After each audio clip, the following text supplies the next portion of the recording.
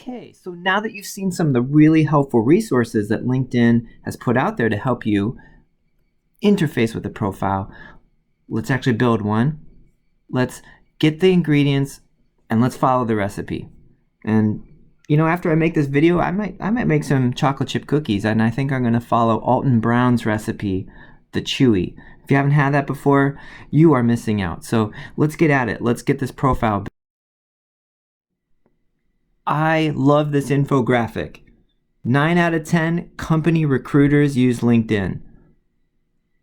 9 out of 10 company recruiters, okay? One of my actual favorite uses of this platform, and I'm going to show you how to find this and what you could do with it, is that when you're searching for jobs and you're applying through Indeed or company websites, you don't know where that job goes. You wait a long time, sometimes you hear nothing, and that's really soul-sucking. It would really be nice to put a face to the job, wouldn't it? And LinkedIn allows you to do this. Not for every job, but many jobs that you can find through LinkedIn's portal have a recruiter associated with it. And when you are looking at a job, you see this person and you have options to contact them. And I'm going to show you how to do this. Having a contact, wow, what an old school idea. That must have came from the boomers who told you to just go walk in with your resume. Don't do that. Don't just go walk into place and throw a resume down on a company table. That doesn't work anymore, but LinkedIn allows you to actually have a contact. Maybe you want to have this person evaluate your profile, see if you're a good fit. Maybe you want to ask them some questions that weren't clear to you when you looked at the job posting. Finally, we actually have a way to kind of make a little inroad, and recruiters are often set to try to find talent and then pass along that talent to the hiring team. So what a good way to start. Build it. What do we put in there? What are the blocks? What are the building blocks? Let's think about this whole last couple of video series, okay? Defining your goals, thinking about an organized search process, listing your personal and professional skills. It's time to populate them into actual documents that we're going to use for the workforce. Firstly here, the LinkedIn, and later the resume. And I like to do the LinkedIn first as a way to organize before the resume. Here are the sections, and they're the must-haves, and these are the most important ones for a recruiter. And we've talked about the recruiter already, and I'm going to continue to talk about why recruiters on LinkedIn are actually one of the ways and one of the advantages of this, setting it apart from other things like Indeed. But you got the education, you have a photo, you have all those experiences that we've been talking about in and out of the classrooms, the volunteering, the working, all of this counts, and of course your skills. Those are going to be the skills that pay the bills and the things that make you good or not matches for particular opportunities. It says here that 75% of hiring managers look at profiles to learn about a candidate. Those are good odds. They say that getting a job is a full-time job, and I agree. It takes a lot of effort. It takes a lot of work. We've already done a lot of work. We've asked you to do a lot of thinking, a lot of planning, a lot of organizing, getting ahead of the game, thinking about your goals, thinking about your values and your skills, and getting this all ready so that you can actually do the next part, which is creating materials and then doing the search. Wow, what a lot of effort. So let's start with how to make the profile. Let's go to the LinkedIn profile checklist. You might remember I went to university.linkedin.com. I went halfway down the page and I said skip over some of the longer pieces and let's get to these shorter ones. This is a 2-page PDF called the LinkedIn Profile Checklist. What I've done is taken some screenshots and pieced it out over a few slides so that we can go through these things one by one and think about all the key ingredients and elements that we need to make a great profile. It starts right off the bat with a photo, and that might sound weird, but the data shows that the recruiters and the job providers, when they looked at LinkedIn applicants, prefer them to have the picture and kind of skip over the ones that don't. Interesting. So what they say here is that it doesn't have to be fancy. I say it just has to be professional. So it says you can use a cell phone camera. That's totally fine. I would say make sure that it's a good resolution photo. It's clear, it's not blurry. It says stand in front of a plain background and put on something nice, okay? Get professional, put on a good outfit, take a picture with a smile on your face, show that you're happy and enthusiastic, and put it up there, just like you see there in the example. I mean, don't use his, that's not you. One piece of advice I have is to make sure you keep your picture up to date as time goes by. Don't be lazy like me. If you look at my profile picture, and you may have actually seen it already up there in a previous slide, up in the corner, didn't point it out. That's when I looked young and happy. And that was because I didn't have this job yet. And this job now makes my face look old and terrible because now I'm very tired because I work too much. So make sure your picture, take a nice selfie, make sure it's professional, take a couple of edits on there. Truth be told, the picture you see of me was taken in Columbus, Ohio at a diner. It was like kind of my last meal before I left Columbus. There was actually someone next to me. I cropped them out of the picture. I didn't even have a smartphone at the time. I don't even know if they made smartphones at that time. I'm old. You are young. You have the technology and the tools. Take a good picture. I know you can. Okay, take a nice professional one. Show them who you are. The next component is a quick headline that says, tell people what you're excited about now and the cool things you want to do in the future. And guess what? We've already asked you to do a lot of this thinking and put this down on paper. So you can draw right from the materials we've already been asking you to in this Bio 100 material. Where do you see that? Well, right under his name up there in the example, you see econ major. Okay, maybe you are a bio major, and aspiring financial analyst. And that isn't necessarily you, but maybe you're going to be aspiring, fill in the blank, whatever you want to put there, pharmacist or anything we've talked about as a career path. And that could change, but this is where you are now. Lastly, it says summary. Describe what motivates you, what you're skilled at, and what's next. And again, this is going to come right from your previous materials. This is a great section to have. It's a bit of what I call an executive summary or a professional summary. The professional summary is one of the most common things now you see on resumes at the very, very tippy top. They've replaced the objective, and I kind of made fun of that in the last video. Objectives are passé and kind of gone and over with. That's for the boomers. We're no longer a boomer. We're not going to the company and putting a resume on the table anymore. We're just not doing that, boomers. No more boomers. I'm not a boomer. No boomer. Okay? But boom, on the right, you see an example of a summary. And this is actually very helpful to have this example. It says, I'm a senior at Berkeley, starting to look for roles in the financial industry. So you can see how already you can take this same sort of templated idea and apply it to you as a bachelor's of biology student at Sac State, heading towards a particular industry of choice. Maybe that's clinical lab, maybe that's medical scribe, whatever you want to do. Here you go. It says, as an econ major, I'm fascinated. I love that word because you do want to show people that you are passionate and that you have goals. And that's, again, why we've been trying to have you do that. Companies are looking for a good fit. There's lots of people that are trained and that can do the job, but they also want to see that you're a person and that you have a personality that goes with it, and that you're excited and that you want to be there, and that you'd be a good team player with all the other people they have. So just in one word like that, you can get a sense of someone's ambitions. And it says they're fascinated by the invisible forces that shape our world. Why does one company succeed and another fail? Is it possible to predict which idea will be the next big thing? Boy, you can rewrite that for biology so easily, especially if you're thinking about a biotech job and what the company does, maybe looking for a cancer therapeutic or a new way to make wine process of fermentation more quickly and easy for the user, more bang for the buck. Easy to apply the wonderful world of biology where all we do all day long is ask questions and try to find answers to the world's problems, just like this kid did. As such, I've taken lots of microeconomics coursework. You're a student, you're taking coursework, put it down. and have interned, it says, with a local venture capitalist firm. So now we're getting into the outside the classroom experience. And now I'd like to put that experience to good use, analyzing tomorrow's up-and-coming companies. So very quick, just a few sentences about who they are at the big picture motivation, right, in the little beginning there, and then where they're currently at, and this is a senior student.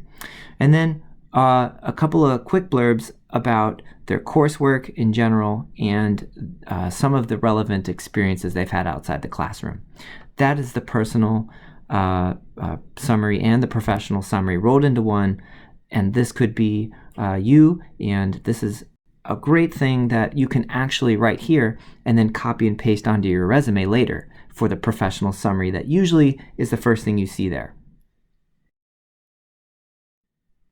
Let's look at the next piece on the job checklist. If you keep scrolling down on that PDF, the next component is experience. And you might be thinking to yourself, I'm really scared, I don't have a lot of experience. But again, you want to list all the jobs you've held, even if they were part-time, and even if they're not biology. You want to show that you have a work history, and that shows a lot of skills, and you can write them here. It says, along with what you've accomplished while you were there. You can actually use this platform to include photos and videos from your work. Again, make sure they're professional, but this is allowing you to use your skills at branding yourself, which I think you all do very, very well now with the phones that you have and all the technology at your disposal with all the great apps, to now just not make a paper resume, but a video one, a pictorial one. This is where it is at. Companies are hiring for it. Don't be bashful, okay? What's really important, I think, is, again, putting those leadership skills to work, writing them here, putting the tangible skills that you have. Every job wants you to have a relevant skill to performing the task, right? The physical thing, like maybe pipetting, qPCR, microscopy, stuff that you do in your biolabs, but they also want you to be a good communicator, a good leader, have strong interpersonal skills like resilience, and this is how you show that you've done that, whether you believe it or not. And so you can see here that there's an example. It says venture capitalist intern, and yeah, that's pretty relevant for this person in what they were doing, and it shows that you can modify the duration of that experience from start to finish, and they did this for 5 months. And it shows you the location. And what's really neat is once you start putting in companies, the logo for that company pops up, and you see that for Berkeley Ventures on the right-hand side. But your job is going to be to fill in the content, and you don't want to be too wordy on this. So here it says, conducted research on 20 startup companies and presented my findings to the fund's board, leading to a new $1.5 million investment. And what they've linked here is a presentation that they gave to classmates based on what they learned. And so look at that. That second part, that PowerPoint presentation they gave to their classmates in a course. That wasn't something they actually did while they were there. It's just summarizing what they did while they were there.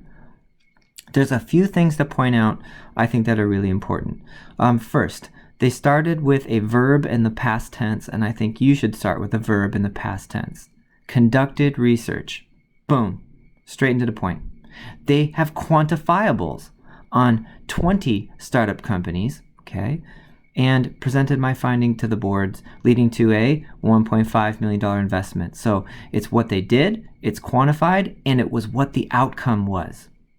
What they did with quantifiables and what it led to. Boom.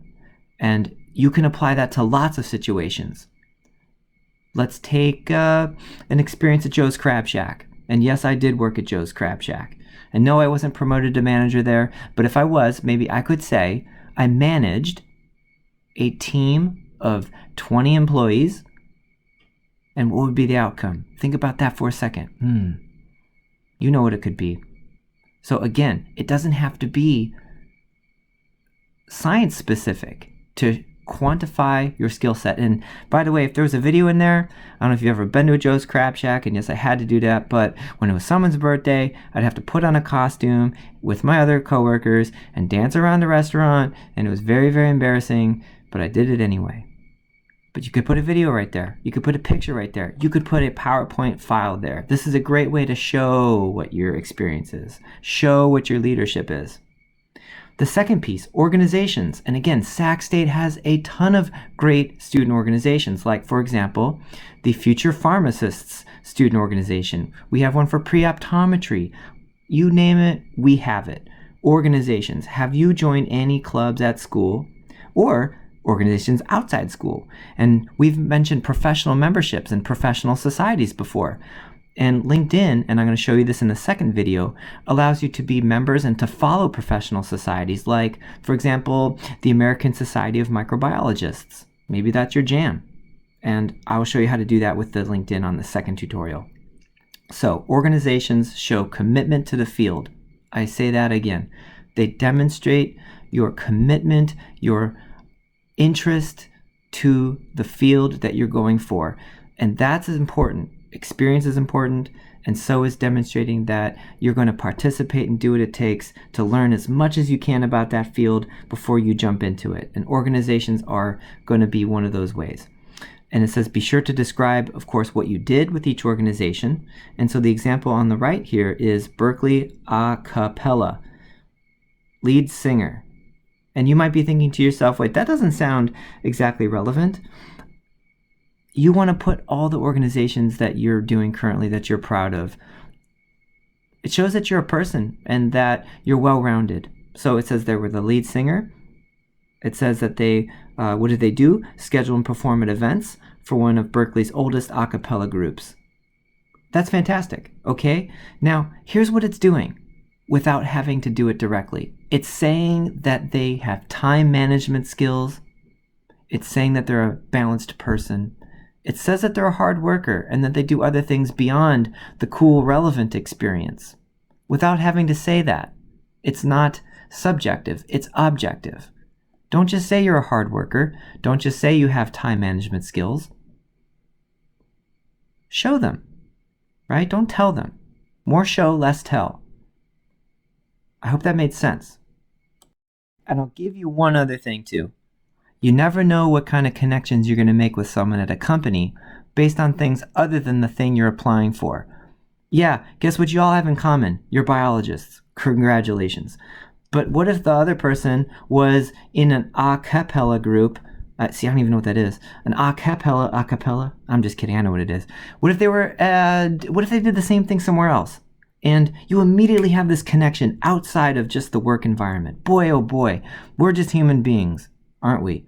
And maybe that's going to be the thing that gets you the job interview in a sea of other candidates who have the same exact biology credentials. Maybe it was that a cappella group. Maybe it was that study abroad opportunity you did in France. Maybe it was some other random thing that you think is random that isn't so random, that makes you a person and that builds a connection, that, dare I say, links you in? Sorry. Not sorry. Ooh boy, when you keep scrolling down that checklist, you get to the meat now, okay? Some of the other really, really important must-haves. Education. This is where you're at. This is your biggest ticket you're going to have. You're here to get your education. You're here to get your bachelor's degree. You're going to get it in biological sciences. You're going to put that there on the right-hand side. You might be getting the BA. You might be getting the BS. Put which one you're doing. Put your concentration if you have one. This is where you are at. This is the thing that's going to change your life. If you have other degree certificate programs under your belt, make sure you list them, okay? Don't just put here. When you put in Sacramento State University, the logo pops up, just like when you're putting in companies for experiences before. And so you see here, this is the University of California, Berkeley. You get the logo. When you put in California State University, Sacramento, you get our logo. Maybe one day it's going to be President Nelson's head. It's going to pop right up on there because, man, he's kind of like the logo, I think, at this point. He's just crushing it. It's not right now, but maybe the campus is going to change it to Pres Nelson's head. Just like a little headshot right there. You're going to put a timeline when you started here and an expected degree. You have to put something there. It won't let you proceed if you don't. And do not freak out if you don't know exactly when you plan to graduate. Just put something down. It's okay that it might change. I want you to slow down and breathe and ignore the pressures. It's okay if you need to extend it based on what you're putting right now someday.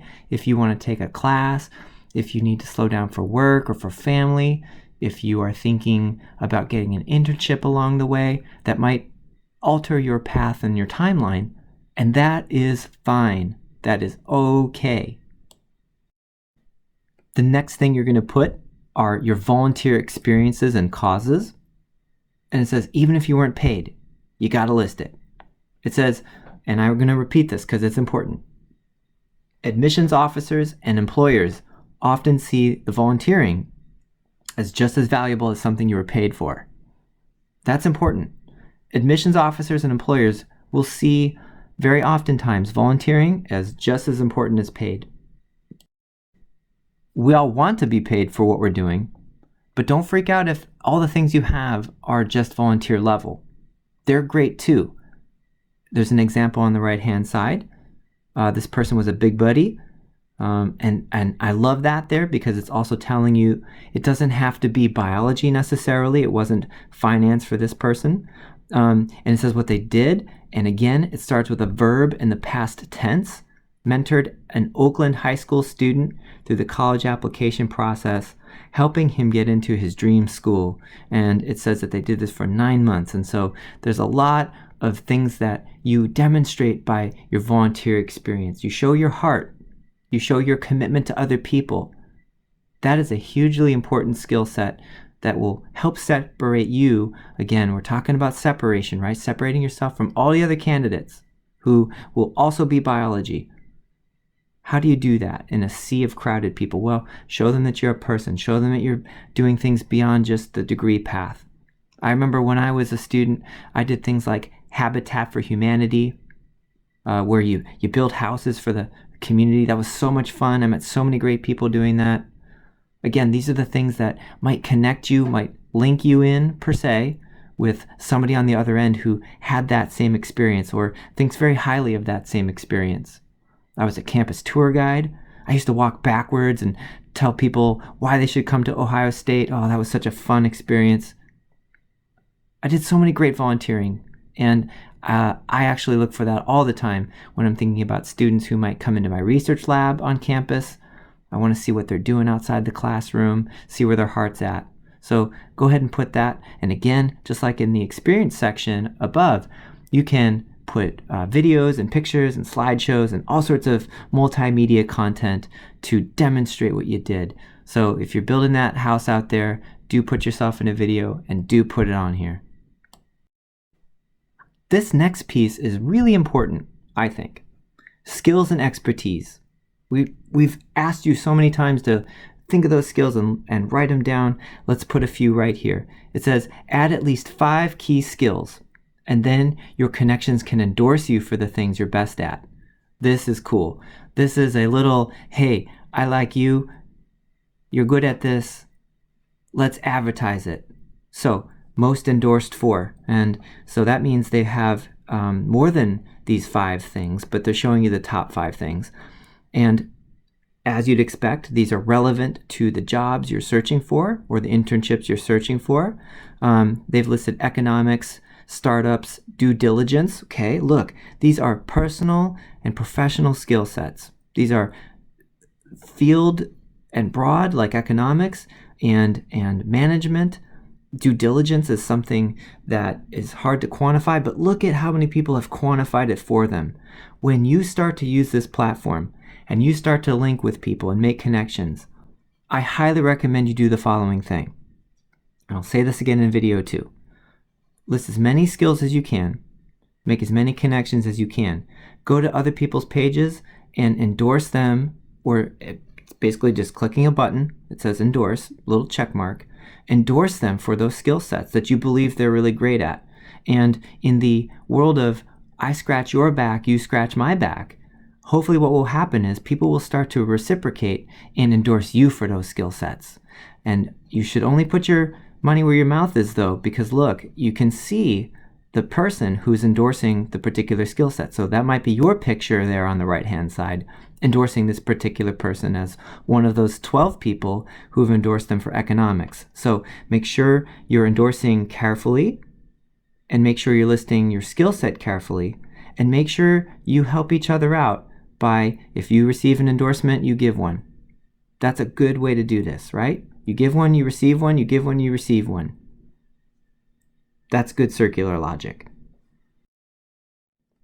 Now, here's the last piece of the 2-page PDF file of checklist items. Awards and honors at the top here. If you've earned a prize in and out of high school, don't be shy. Let the world know about it, okay? For example, this is called the Achievement Award Program, and the person has listed it there, and it says what it is here. They've added a quick small blurb, and again, look at how concise everything is. A 4-year scholarship awarded to community-minded students with a proven track record of academic success. Maybe it's a sorority or fraternity. Maybe it's some sort of honors group like you're seeing here.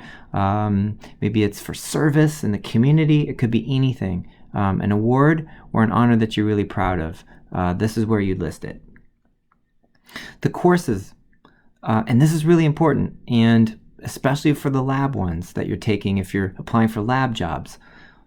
List the classes that show off the skills and interests you're most excited about.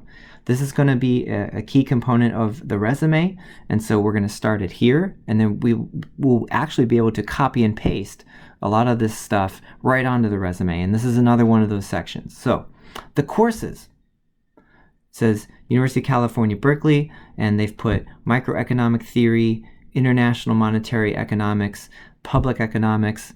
Wow, that sounds pretty complicated. I probably would have failed all those as a student.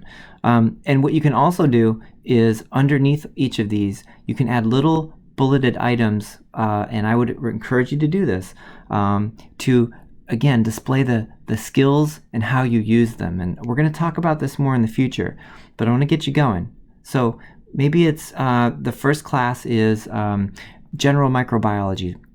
And you're going to have a bullet that is going to include a skill that you used and what you did. So for example, we performed PCR, okay, verb in the past tense, performed, skill, PCR, and maybe the jobs you're applying for have PCR in them, so this would be good. Performed PCR to, what was the outcome? Identify bacteria in American River water samples. Used PCR to identify bacteria in American River water samples. Short, sweet, to the point, very scientific, lets the employers know exactly what you did and what the outcome was. What did you use it for? What was the context? That is really great. Sac State is really proud, you guys, to provide you with a great lab education. Employers know where you're at. Right? They know the level you're at. You're a student trying to get a degree. So even if you don't have all this outside the classroom research experience, something like that shows that you have an elevated skill set over other institutions that might not do such cool experimentation in the classroom. That is a research level idea right there. And we're giving that to you so it can empower your resumes, it can empower your LinkedIns, it can empower your future. Please don't discount what you're doing in the labs. This brings me to the next piece, a beautiful segue, projects. Whether you led a team assignment in school or built an app on your own, talk about what you did and how you did it.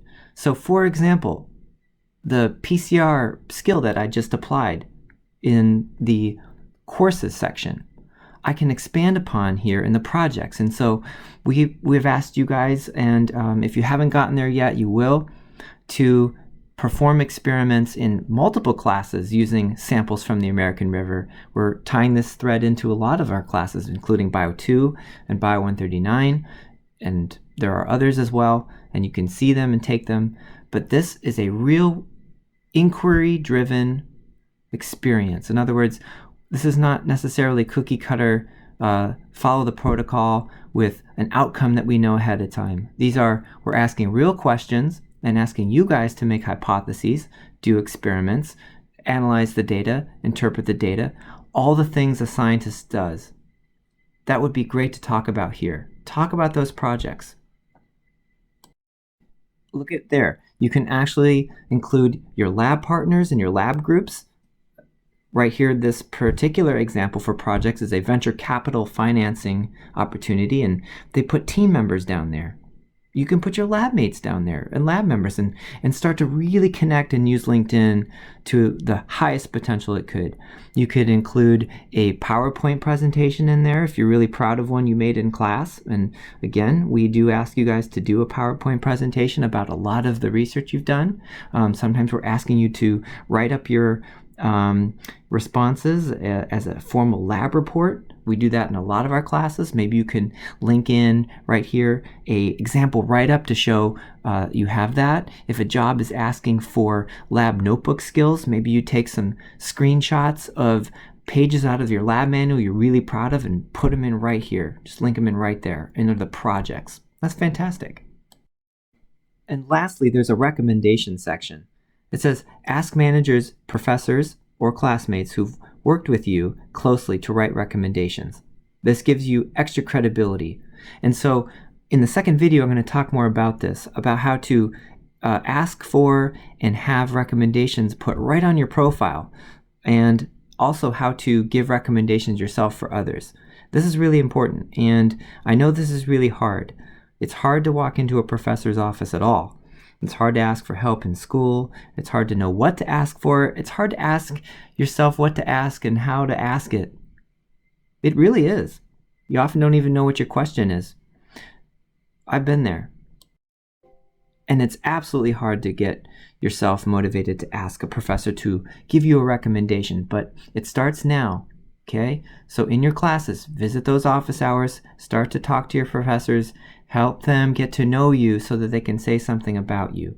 And this is really cool because the recommendations are live and online for anybody to see. They're short and sweet and to the point. So check this out. It's an example from a partner at this capital internship they had, and it says, David spent the summer with us, made an immediate impact, showed us brand new techniques for firm analysis that he had just learned in school. You're in school. Maybe you just learned PCR in school or something that can help them at an opportunity that they weren't doing before. And he came through with recommendations that opened our eyes to a unique set of opportunities. We don't normally hire undergrads as interns, but after working with David, we will again. Boy, oh boy, just in a couple of sentences, that's a game changer. So see if you can have that even from your lab courses or volunteer experiences or work experiences. Maybe the manager at McDonald's, and boy, I worked at McDonald's for a lot of years to get my butt through school. That's how I paid my way. Well, maybe the managers see something in you and can talk about all those leadership skills you have, organizational skills you have, hardworking skills you have, so that you don't have to, again, be subjective and someone else can objectively quantify those skills for you. That takes us through the 2-page PDF checklist.